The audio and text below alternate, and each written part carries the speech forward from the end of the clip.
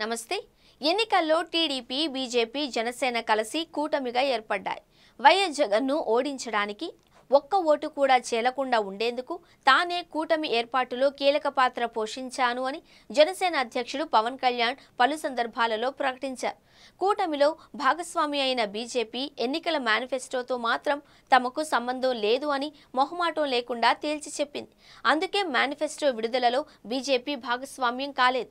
తాజాగా ఎన్నికల హామీల అమలుపై ముఖ్యమంత్రి చంద్రబాబు నాయుడు కుండబద్దలు కొట్టారు. నిజాలు చెప్పాలి అనే పేరుతో హామీలకు ఎగనామం పెడుతున్న విషయాన్ని తనదైన స్టైల్లో చంద్రబాబు చెప్పుకొచ్చారు. చంద్రబాబు ప్రభుత్వం హామీలు అమలు చేయలేదు అని తేలిపోయింది. ఎన్నికల కోసం అన్నట్టుగా 2029 జనవరిలో మొక్కుబడిగా సూపర్ 6 హామీల్ని అమలు చేసే అవకాశం ఉంది అని జనానికి అర్థమైంది.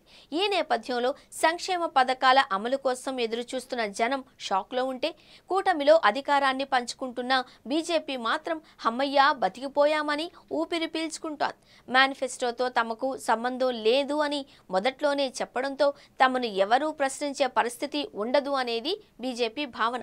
చంద్రబాబు, పవన్ కలిసి ఇస్తున్న హామీల్ని అమలు చేయాలి అంటే 2 రాష్ట్రాల బడ్జెట్ కావాలి అని బీజేపీ నేతలకు బాగా తెలుసు.